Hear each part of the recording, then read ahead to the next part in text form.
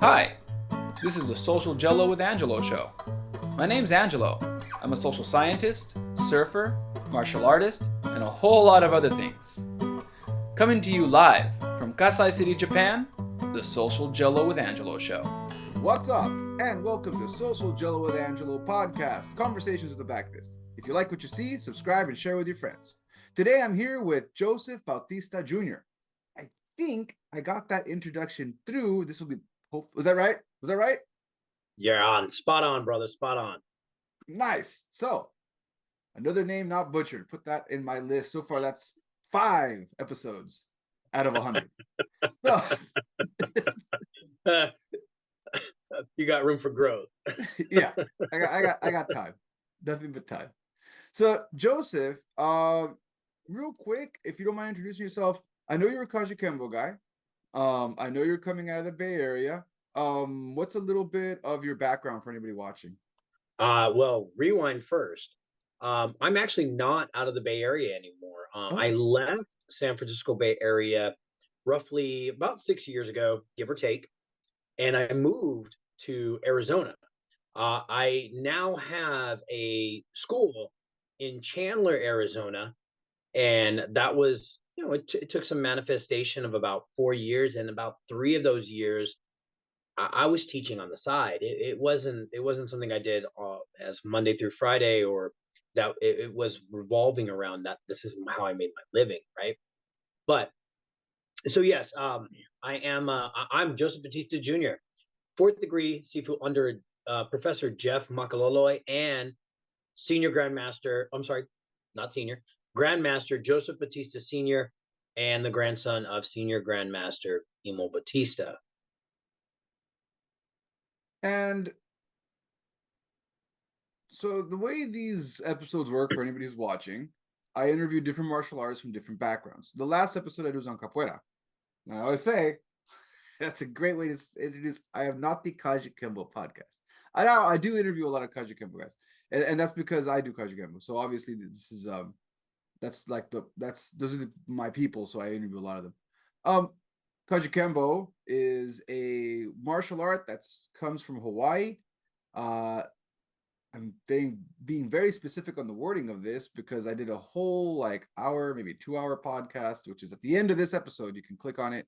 The What is Kajikembo podcast. This is not the Kajikembo podcast. This is not about what is the Kajikembo podcast. This is all about Joseph. So I want to get that out of the way right now. So if you're watching this is your first episode, you want to know more about that. At the very end of this, you can click to the end of it. There'll be a little thumbnail. You can go listen to that first if you want to, or you can just listen to the story, which is going to be pretty cool for me anyway. Maybe hopefully for you too. So Joseph, how long? Well, let me rephrase that. When did you start training in martial arts?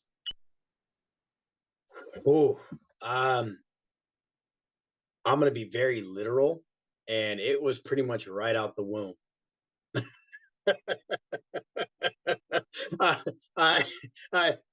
And I know there's tons of individuals who embellish or exaggerate. I'm really not. As soon as I was born, my family threw a gi on me because actually, and this is where it's an interesting scenario. My mother, Maria Caridad Vargas, Maria then Batista, when she married my dad, she actually trained in Kaji Kembo, and that's how my parents met. Yeah, if you ask, I believe she's a professor or grandmaster now, Tammy Whelan, she'll even say, "I introduced your parents." And Grandmaster Mitch Powell, he was actually at my parents' wedding. So, I mean, the Kaji Kembo is actually very tightly rooted and knit, bound and wound. Any scenario you can think of, I've grown up in it. I'm a Kaju baby. And then I grow up to basically live it as part of my life. So basically, I do it. But if we really want to put the whole training aspect, I think around the age of 5 and 6, because it was a family dynamic for us, there really wasn't any separation or against or not promoting the value of Kembo as a martial art. I learned it right out the gate. And it's been, left and right, learning out those movements. And I'm a southpaw. So I've had to learn a lot of our techniques very similar to my grandfather, who is a southpaw as well. My dad is orthodox. He's right-handed. And then so is my main instructor, Professor Jeff. He's right-handed as well. But Professor Jeff, as well as myself, and it was growing up with him as well. He's a beautiful tactician, and he goes, okay, if I know how to do this really well on the right, I really need to study it on the left. That way, I know what kind of person I'm working against. But that also helped me out growing because he was one of my biggest influences when I started training as well. I believe he was a black belt in Crazy Dragon, but an orange belt under my dad when I really officially started training. Now, I could be slightly wrong on that. He could have been a little bit higher in rank. Mind you, like I said, I was 4, 5, 6 years old. My memory in those age ranges is not extremely acute. It's more abstract. So, just what is Crazy Dragon? Oh, okay. So Crazy Dragon was a group that was formed a long while ago. And it was a school that was taught openly. The goal was to try to help individuals who were lower in finances and things like that, so they can learn Kajikembo. Um, it was just a very, very unique group. They called themselves Crazy Dragons because they went against the grain of a lot of what other people do. Most in Kajikembo we see individuals either wearing a black or a white uniform, right? And some of the Crazy Dragons would end up wearing a gray one or a white one that was washed with red, so it looks pink. And they would, but they were a good group, a very, very great successful group of fighters. There was a lot of individuals that came out of Crazy Dragons that were well known. You have Satch Williams, you have Professor Jeff, you have another gentleman, Troy Too Cool, Whaley. These individuals are some of the top tier martial arts fighters, and you know what? This is how they grew each other. They were the fighters in that era. If that kind of elaborated enough on what Crazy Dragon was. Yeah, that makes sense. That makes sense. I'm just trying to see if I'm just checking if it's because just to keep with the story. So these are all Kaji Kempo guys. Yeah. So, and I've said this before on the show. There's different types of people that get into martial arts at different times, for whatever reason. You have your track of people who were born into family members that have a martial arts background, so you've been doing martial arts for a long time. Then you have the people that come in and do martial arts for other reasons later in their life. What I tend to see is there's a few different types of people that are kind of no choice, have to do martial arts, and the different paths that they take along that path because of it. And there's always a point for these guys where it depends. Some of them are gun-ho the whole time, loved it, breathed it the whole time. They're just into it, and they no breaks, continue on the path, no problem. Some of them not so much. Some of them, they get to a point where they have to make a decision that this is really what they want to do, and then they keep doing it. And then some of them stop. I've met some people that stop. I've met people that were born in a martial art, did it because their family told them to do it, and then as they got older, they stopped doing it because they decided they didn't want to do it anymore. Obviously, you're not that third person, but Actually, oh, okay. Maybe I'm getting ahead of myself here. Actually, well, it's not that you got ahead of yourself. I mean, let's first face the reality of martial arts, right? It's a journey, and no journey is one direct line. It's not I'm going to start this path from A and end up in B. In all honesty, we in this from your experience as well. I mean, you're nodding your head, so you agree. And anybody else who's probably listening, who is a martial artist, it's not one lane. It's not one road. It's I'm gonna start on the freeway, end up on the dirt road. Wow, I'm in the trees. How did I get in this lake? Did this car really drive in the ocean? Right? It's kind of it's not a one direction path. Around my teenage years, I was going through a lot of personal issues, family dynamics, puberty, and in all honesty, and I'm going to be very transparent here, I had a very strong addiction to drugs back in those teenage years. And after I started sobering up, my life changed, and I took a long pause. My pause was from my teenage years, and I did not put on my gi or my belt until around the age of 25, 26. And it was really at the rise of my daughter's birth about to start. And it became one of those internal drivers. It was, if I really need to be a better father as my daughter is coming into this world, and how can I tell her that whatever you start, you need to finish, if there's something that's connected to our entire family and I'm completely disconnected from it. So it became more of an obligation of re-engagement. And I would really like to promote everybody who's listening to stop use labeling obligation as a burden or as something that weighs you down. And think about all the blessings and the things that you learn out of obligation, simply because you were told to do it, because you didn't know what would come from it, but the person who is asking that obligation of you knows the benefit. And so you are trying to meet that in the middle, but you can't if you're resistant and you give obligation that negative connotation that it's a burden. We hear about individuals all the time saying, oh, back to the Monday grind. If you have to grind something, anything that you grind by definition wears down. But if you go back to the craft, anything that you do in a craft continues to manifest art. Art so valuable that individuals pay millions and millions of dollars or dedicate their lives to it. So, and it's funny you say about the Monday thing. That's interesting. Every time I don't work on Mondays, or I do, but I don't see it as work.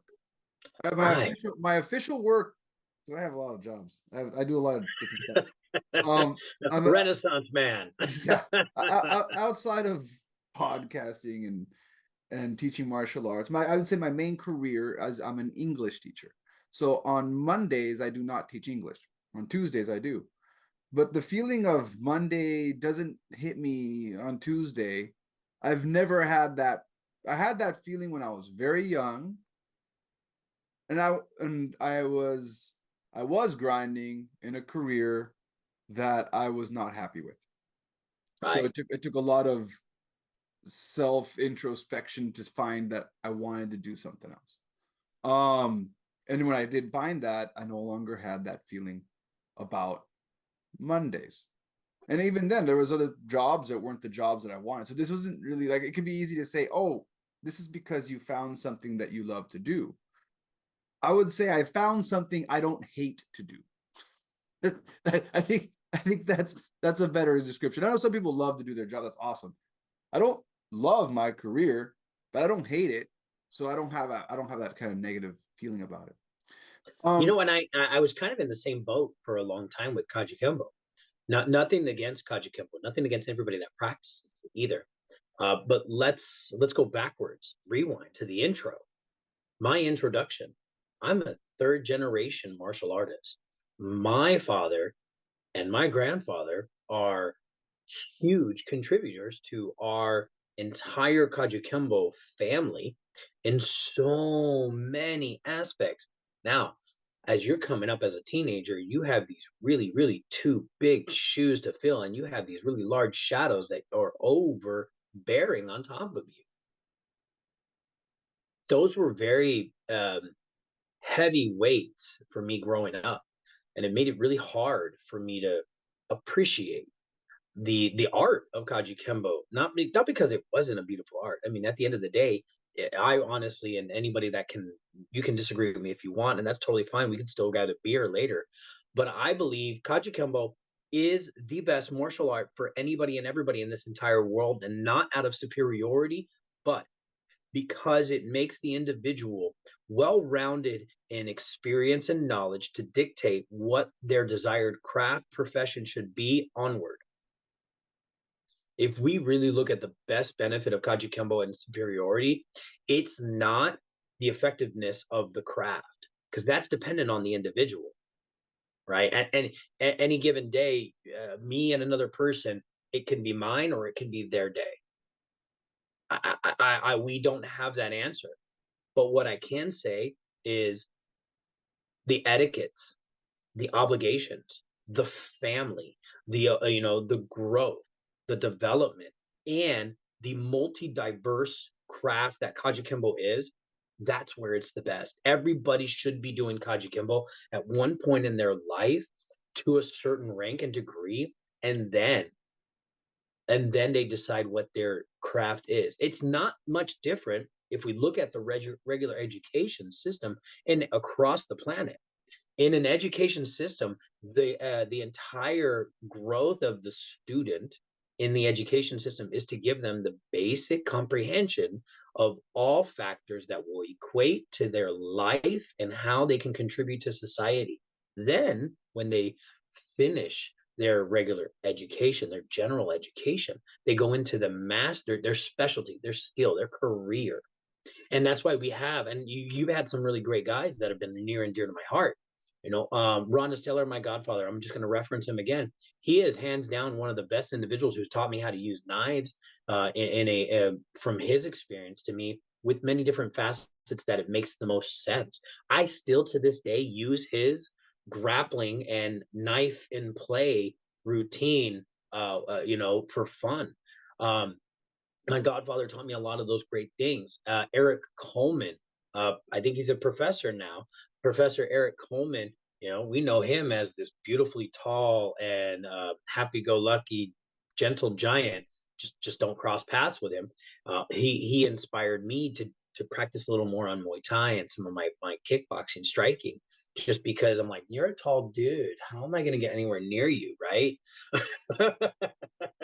uh, so so that this is more like my philosophy on that, of why we want to like and give Kaji Campbell that platform. That, I mean, we're teaching self-defense, and the easiest connection to self-defense that really makes the most sense to everybody I've been around is, if you know how to swim without getting wet, tell me how you can truly learn self-defense without full contact. Yeah, I mean, yeah.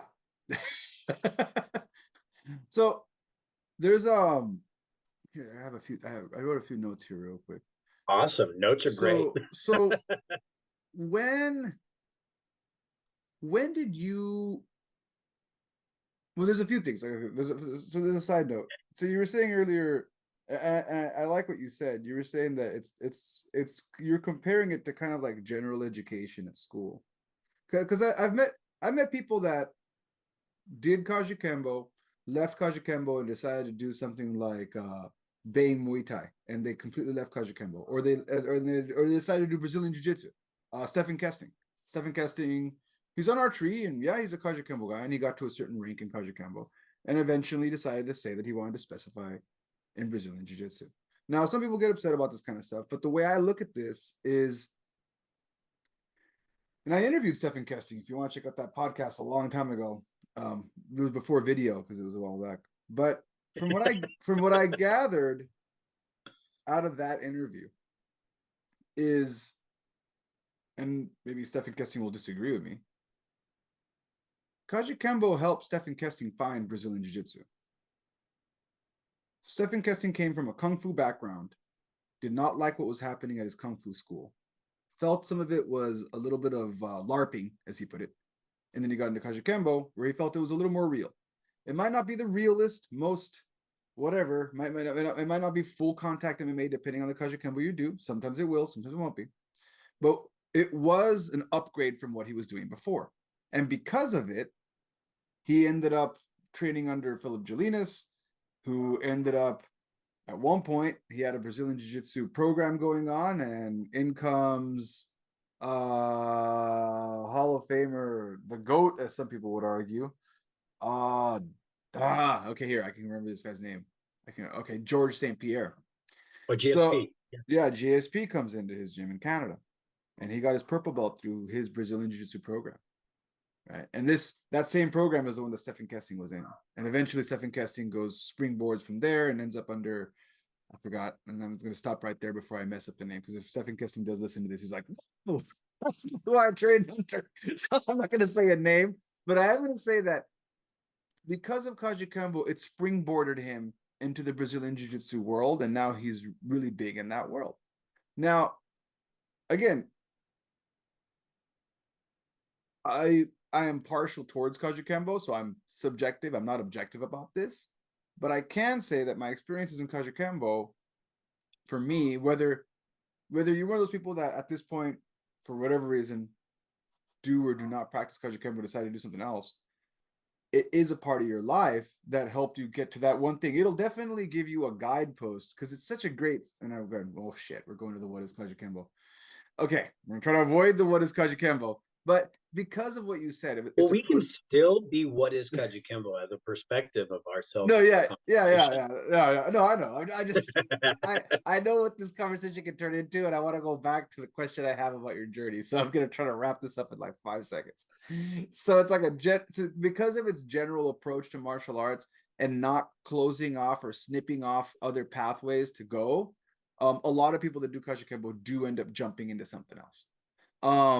I can concur Yeah. because after all of our years, and I mean, one of the things that I was blessed with when I got my black belt underneath Professor Jeff Makaloloy, and even before I got that black belt, when I was still a brown belt, I got the opportunity to go down to IMB, International Martial Arts Boxing Academy, under Grandmaster Richard Bustillo, who was not only a Jeet Kune Do guy, not only an Eskrima an Escadore, not only a really great boxing coach, professional boxing, but he is also a Kajukenbo practitioner, and they all intertwine to each other. But I got these blessings to work with these gentlemen at a young age. And around 29, 30. Guess who else I got to work with? I have repetitively got to work with Gokor Chivichian one-on-one.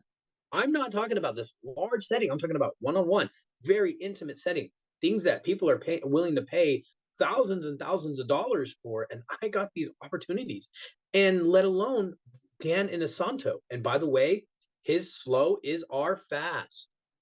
Okay. That man is a beautiful, beautiful well of knowledge. And if anybody ever gets a chance to go down to LA and work at the Inosanto Academy, take it. Anybody that gets to go to Hayastan Academy, take it. Anybody that gets to go to IMB, take it. Anybody that even gets to go to the Bay Area and go to the Dragon's Den, take that opportunity. Right. But with all of that evolution, now we're in a different place. I'm in a different place of my development. And it's like, I always have to learn. We always have to learn. And so I've decided to go a complete different direction than what I've been practicing. I've practiced the Muay Thai style. I practiced the USA boxing style. I practiced our Kempo style. I've practiced the Jeet Kune Do style, the thought, the theory of martial arts. And now I'm going into the Wushu. I'm training in Wushu as my practice as a separation because I wanted to learn how to add more longevity to my katas and my movements and not just force for force. Don't get me wrong. I mean, I'm 41. 42 is right around the corner from me. And I know that doesn't sound like a big age, but from head to toe, the bones take a beating. And, that's why we make comments about fighting, right? It's a young man's sport. Because some of us just can't take that beating and bounce back as fast. No, I'm 40. I turned 43. So yeah, there's a lot of stuff that happens when you get to 40. Before Yeah, 40. the warranty on our bodies wear off. Yeah, and then it's I always say, and it's not about the year, it's about the mileage. It's about the year, it's about the And mileage. a lot of us put some miles, and we go backwards to what I said about my history, right? I put my body through a huge threshold of heavy mileage in that, teenage to early 20 years, getting into that area. If anybody really wants to like understand what do scheduled drugs actually do to your body, it accelerates the process. That's why you heal. That's why you feel better. But there's a compromise. There's a draw. That draw sometimes way more debilitating than the condition. So going back, well, going back to that moment that you said earlier, I really appreciate you sharing that. I've shared that before. I've shared that in a short YouTube video that I had. I went through a phase where I was really, well, I didn't go heavy in the like heavy drug usage, but there was a point in my life where I was definitely having issues with substance abuse, and I was more of the functional substance abuser. So I would show up to work, I would get all my responsibilities done, but it still didn't mean that at night I wasn't just putting myself through hell pretty much to have a good time, which later wasn't that great of a time. but either way, so I know where you're coming from with this story that you're talking about. Um, so you decided to come back. You said, I'm gonna make these changes, and it was for your child. And then you started when you came back, and I guess I never asked you this before you left. As you were working your way through the system, what part of the ranking system did you end up on, like before you took your break? So at that time, before I took my pause, I was directly under my father, and my father's standards were not the they were not the easiest to come across. He lived in that world of standard, and I don't have any problem with it, and I think it's probably one of the best values I ever lived with, and I think we need to practice it a little bit more. Was the rank should not be a gift, or it shouldn't be something that the person is deserving. It should be overdue. It should be to the point that it has to everybody across the board should be saying, dude, you need to throw that dude up the next rank.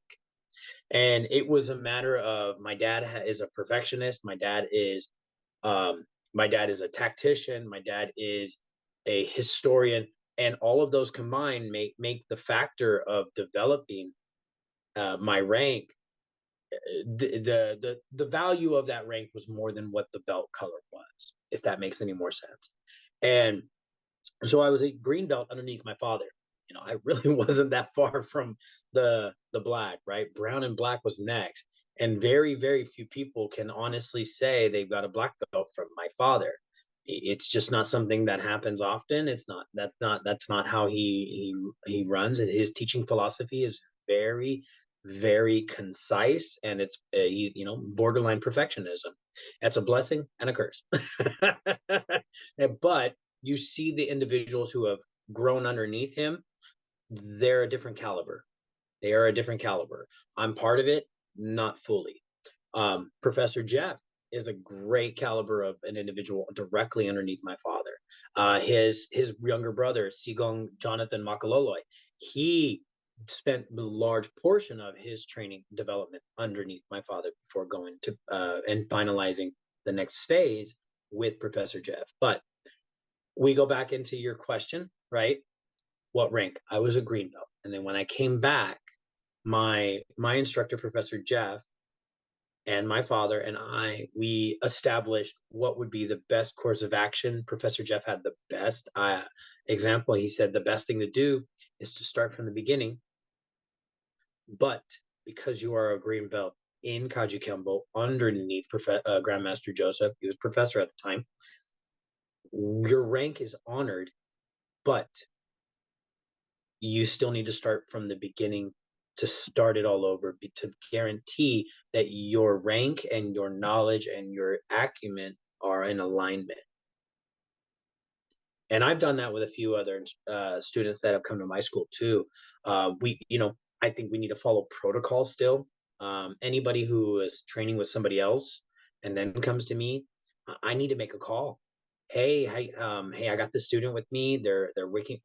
They moved out this way. I know it's not something that they can easily come back to you. Do I have your blessing? Can they begin training with me? Here is my protocol of what I plan to do with them. What do you think about that? I've been blessed that it doesn't have any like resistance from the other individuals, and I don't see why it should, but you never know, right? Some people will be like, no, you can't train that person, and that puts me in a real precarious position. But at least I know whether the person agrees with me or not, that this person should keep going. um, I hope that answers your question on that one. Yeah, no. So yeah, I was just trying to see because, like I said, a lot of people there's different. I've heard the same situations from other practitioners where they had to start again from white. Like that's what happened. Like when they took a break, they came back to another instructor, and it really didn't matter. In that situation, like there was a different instructor, and it was a different branch of Kajikembo in some cases. In other cases, if it's of another art, this is very common. In Kajikembo, it can happen still because of what I said earlier about how different Kajikembo schools have different curriculum. So it's not surprising if you go from one school. Let's just throw some names out there. If you go, let's say you're under Emperado, original Emperado method, and then you decide to jump over, not because you're dojo jumping. Let me make that very clear. This isn't something that like, I don't like my instructor, so I'm going to go under this other guy. Usually what happens is what you just mentioned. The person moves. So they're like doing Emperado method. This happens a lot to Kajikempo guys that are military. They're doing Emperado method in some state, and then they get moved to, Hawaii or whatever. And then from there, they continue their training under a different Kajikempo lineage. So it might be like something jumping from Emperado to Tumpai method. Let's just throw those as examples out there. The Well, Emperado. I'm under Ramos lineage, so I completely understand. Oh yeah, the Ramos lineage. So like, these are great. Again, for those of you that aren't up with Kajikempo, there's different lineages, and what will happen is between these just three lineages we just mentioned, there will be similar curriculum and some other curriculum that's completely different. And The way and I then, like to think of it is you're ordering the same drink from the same bartender, but each one tastes a little different. yeah, and then on top of that, the requirements to make that drink will be different. So let's say one bartender likes to use, I don't know why we're using drinks as an example, but we're already going there, so let's go there. So you decide to throw in a lime with a lime and some mint, right?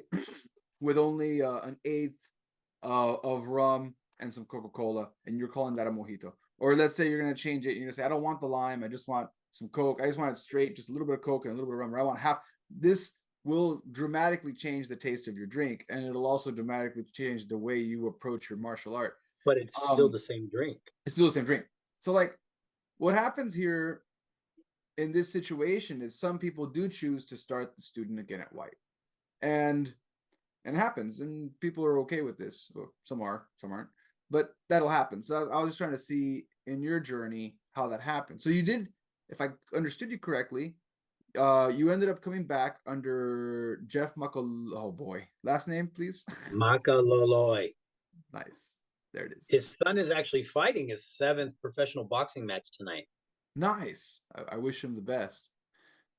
So you went under Professor Jeff, and he honored your green belt, but he started you off on the white belt curriculum. Is that correct?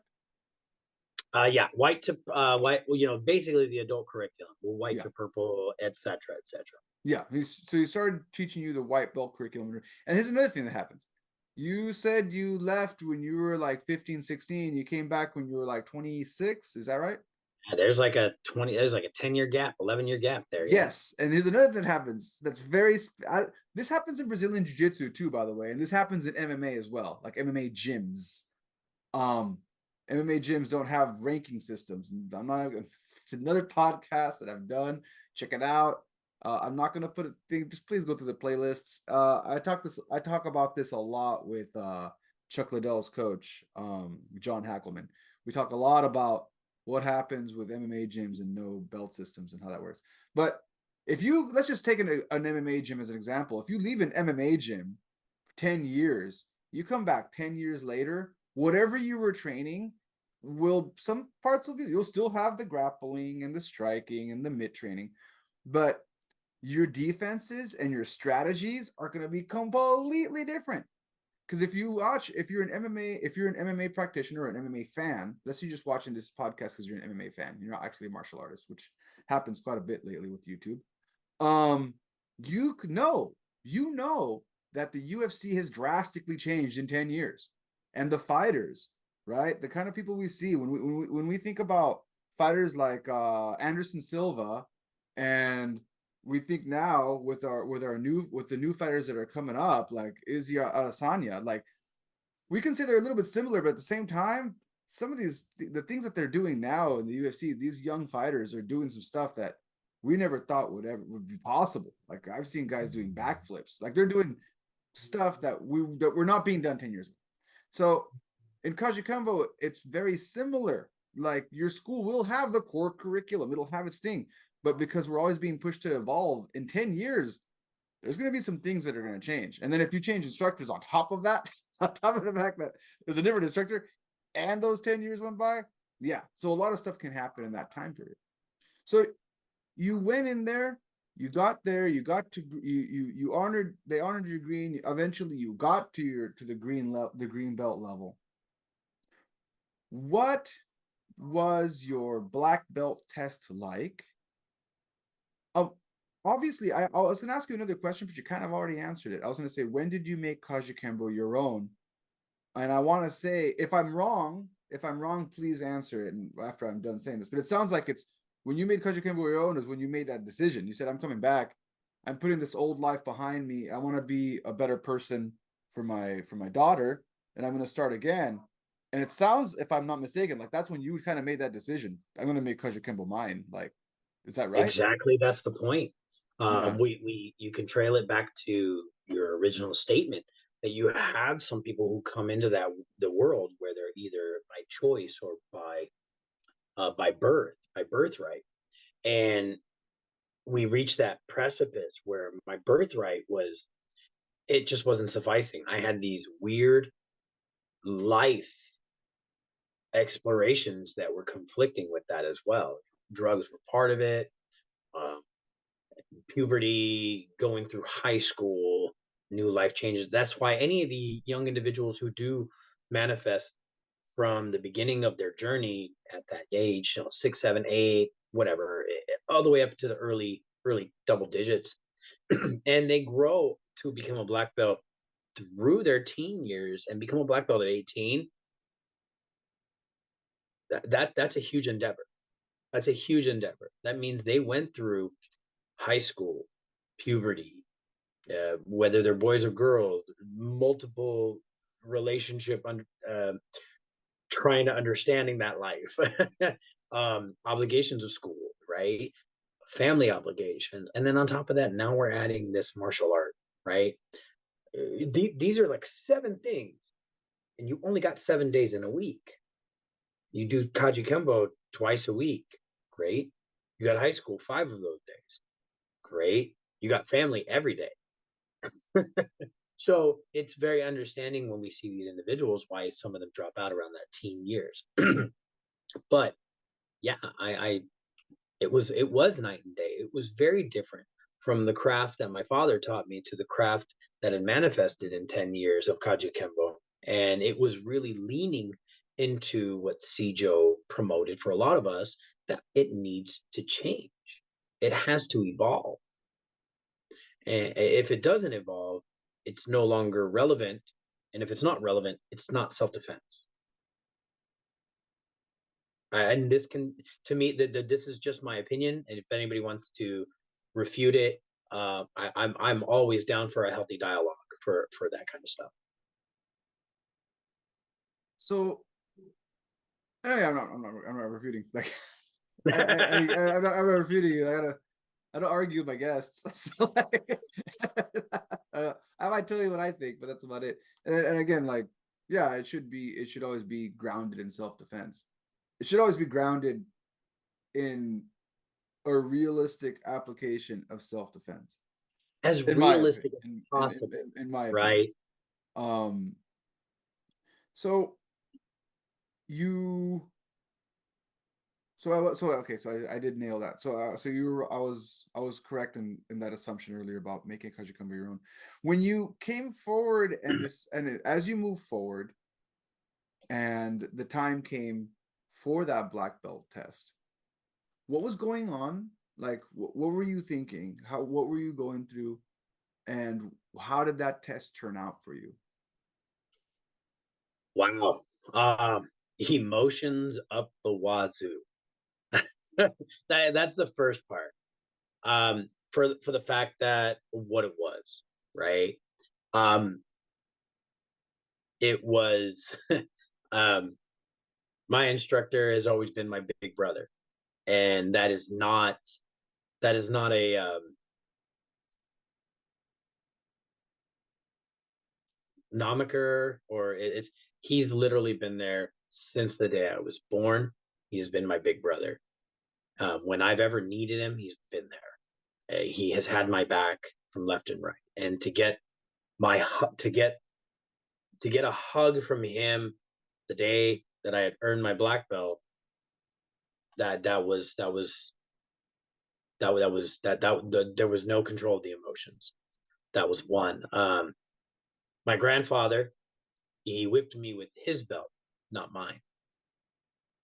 Yeah, I bawled like a 5-year-old child. I cried. But oddly enough, and if you want to, I'll send you the picture. But there's a picture of me getting whipped with my belt by my dad, and there is so much passion in his whipping. Like his face is just and he's just going at it. There is nothing but calm, because the pinnacle, that point of that moment was, we did it. We did it. Nothing can hurt us in this moment. I don't feel that. I mean, obviously I felt it, but you know what I mean. I didn't feel any bit of that whipping, because it was the last one. So I knew that after this, that's my belt. That's my belt.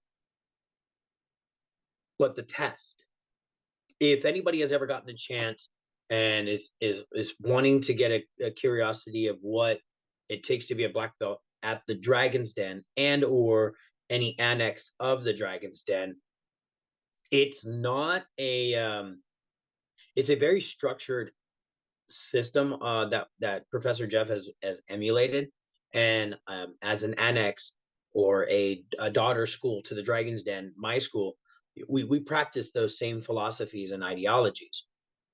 The person who gets that black belt has to both be physical, mentally, and spiritually, our holy trinity, capable of accepting that belt by their knowledge, their conditioning, and their heart. It's a long test. The curriculum that has been manifesting from there, and obviously, I've added my own pieces in with my school, but the root is still from the Dragon's Den, and then obviously from my dad. But the test itself, it's very egregious. You're anywhere from 3.5 to 4 hours, complete demonstration of all of the entire curriculum, and not to mention, you still got to throw down against a few guys. And there was a good time. There was a good a window of time when I was one of the main instructors at the Dragon's Den, where I was kind of one of the final guys you fought. In a way, and this is the way I felt. I was one of the gatekeepers. If you want that black, you need to make sure that you don't give up. And my job is to press you to that point that you would possibly want to give up. I'm not trying to beat you up. I'm not trying to hurt you or break anything or send you to the hospital. I'm going to press your heart, because the number one thing that we really should be asking of any self-defense practitioner, now we're kind of moving away from martial arts, self-defense practitioner, is, are you going to have enough heart to keep going when the odds are against you, when the playing field is against you, and you have a family at home waiting for you?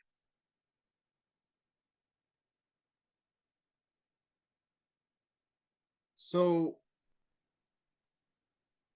looking at that, and again, like I said earlier, it's different for everyone. In your case, you went through a lot of Kaiju Kimbo guys go through, but there was this added layer of accepting your position in life, I guess it could be said, or my birthright. your birthright, accepting it, right? There's a thing, like there's a birthright that, and there's always this point where, and that's what was like when you were explaining like how everyone was promoting you. Your instructor was like your brother. These are people you've known your whole life. So this is an added layer. The black belt test is already not easy for people that don't know anyone. It's already not easy, but it's for it to all be your family, and to have oh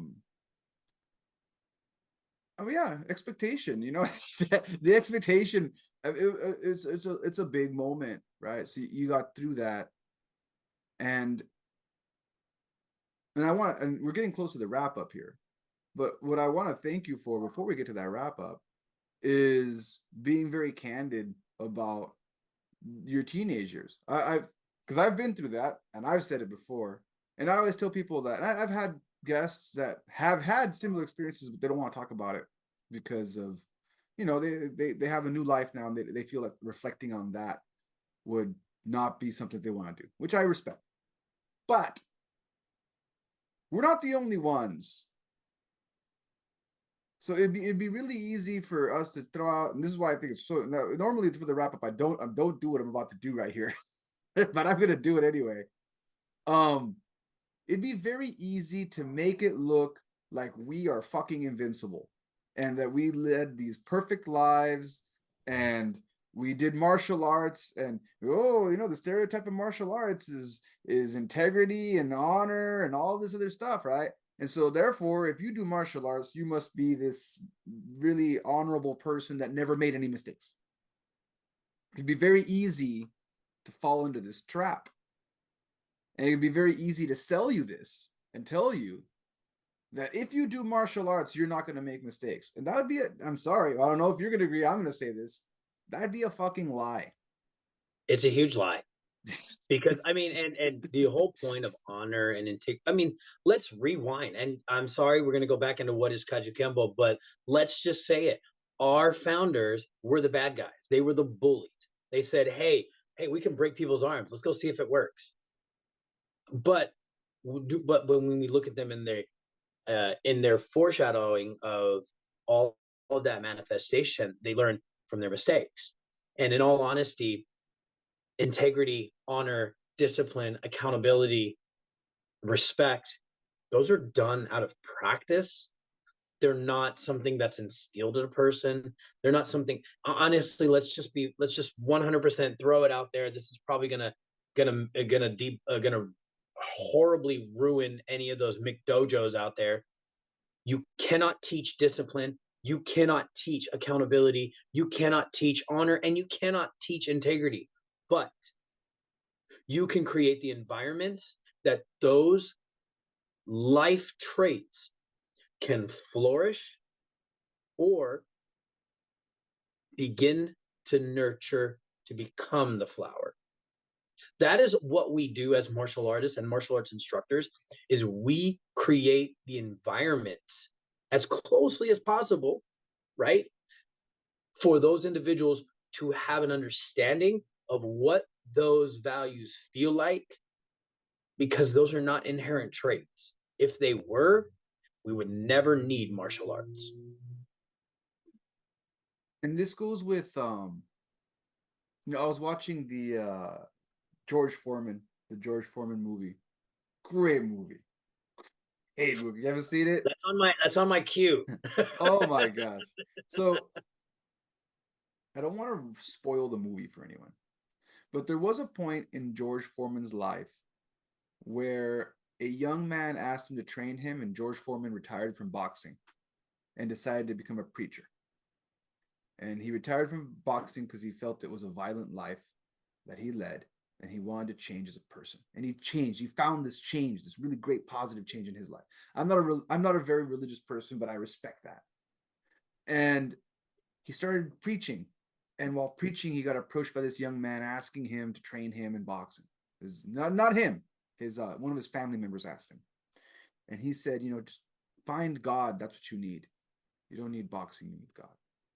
And then later, this young man got into a lot of trouble and ended up getting arrested. And this was the inspiration for Foreman to open his community center and start teaching boxing again. He says later in the film, and it made I'm getting teary because I think about it because I was that young man. That's why for me, like, I can totally see. Like I said, I didn't come from a place where I was in martial arts my whole life, but it was really powerful for him to see that. He said, I came to that young man where I am now and not where he was at that moment. Right? It can be very easy for us people. I'm not perfect. I'm flawed. It can be very easy for me now to meet a young man the way I was at that point and be like, what you need is A, B, C, or D, and not come down and remember, dude, I was there. I was once that young man, right?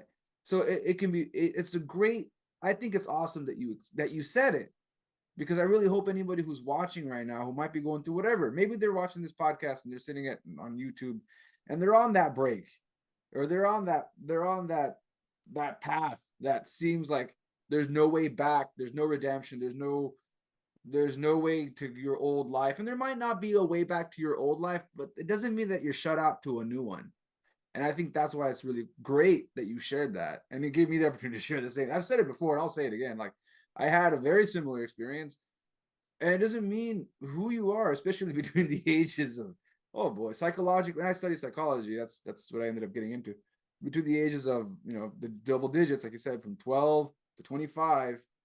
It's not a coincidence that around 26, that's not a coincidence. Statistically speaking and psychologically speaking, your brain is developing its prefrontal cortex, which is the part of the brain for reasoning. And young men tend to develop this slower than women. Like, it's just, it happens. And substance abuse doesn't help any of this. This does not help any of this. And it's so easily available. Yeah. Which of course that doesn't help it as much as well. And it really falls into that ideology, right? Of nothing changes if nothing changes. And as our brains continue to change, we have to follow in suit. You're going to be forced to do it either way, whether you want to change for the better or you're going to be forced to change for the worse. But something is always going to change. Yeah. And it's not going to be perfect. I think that's, if you're watching this and you've stuck around this long and you're the kind of person that I was, it's not going to be perfect. It's not linear. There's going to be ups and downs. But I don't know. I just hope that after hearing this podcast, I don't know, one podcast is only one podcast, but I hope you just know that you're not alone in this. You're not the only person who's gone through it. There's millions of people who've gone through it and got out on the other side and it turned out okay. And you can be too. Joseph, it takes a village, it takes a family, it takes a group. You're not alone. If I can throw out a quick disclaimer, for those of you, if you are in that boat, if you're in this place that you're feeling your heart is missing, it's incomplete, you feel chemically imbalanced, and don't ever hesitate to find someone to reach out. There's tons of organizations out there. I can vouch for one. Celebrate Recovery is probably one of the best places if you ever can look into any of those organizations. They are celebrating you in recovery. That's one of the most beautiful things that you can do. Instead of standing up to the original alcoholic and even Narcotics Anonymous, hey, my name is Joseph, I'm an addict, versus my name is Joseph, I'm recovering as an addict, and every day is a beautiful new day. Now, I don't think we deviated from the topic. That's why I said I'm glad you brought that up, because I've been wanting to bring that topic up for a while now. And thanks to your bravery to come out there and say it, it finally allowed me to come out and cover this topic a little bit. covered. Yeah, no, this is the first time we actually got to cover subs. I got to cover this with a guest because I've covered this by myself before. But before we finish up, before we wrap up,